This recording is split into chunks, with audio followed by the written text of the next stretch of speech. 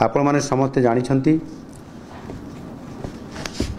गत सरकार समय रे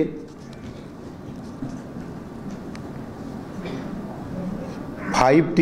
ना रे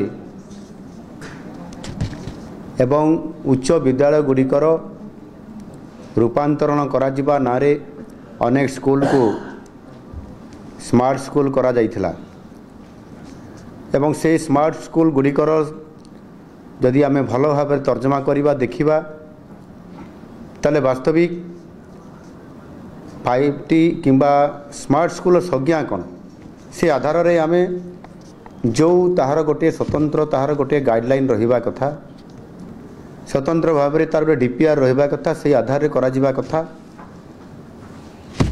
मते जहाँ लगिला जे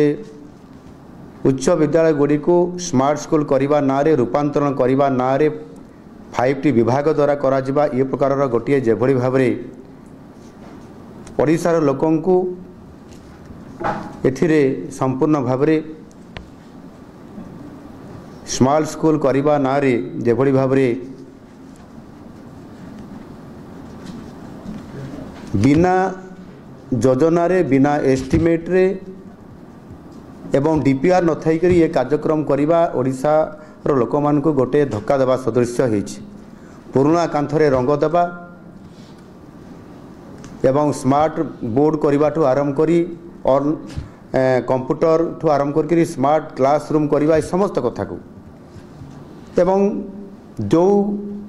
विद्यालय को घोषणा करा जाइतला सेथिरे भित्तिभूमि अभाव थिला सेथिरे मैन पावर बा टीचर अभाव थिला आनुषंगिक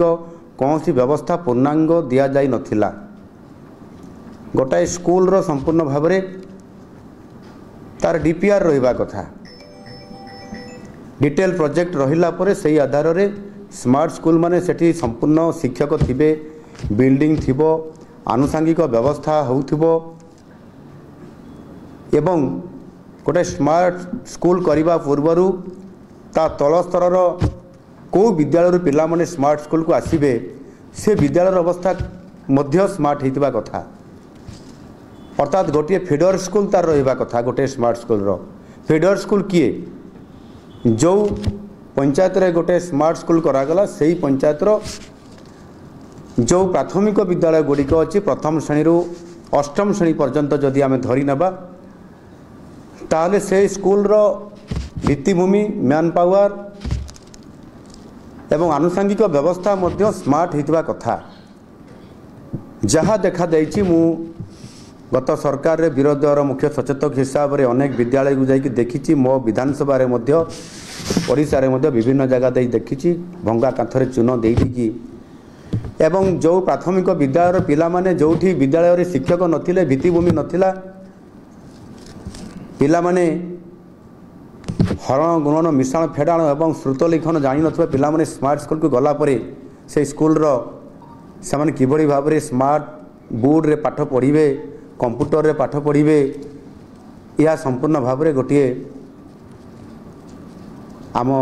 ओडिशार पिला मानकर भविष्य प्रति गोटे संपूर्ण भाव रे धक्का।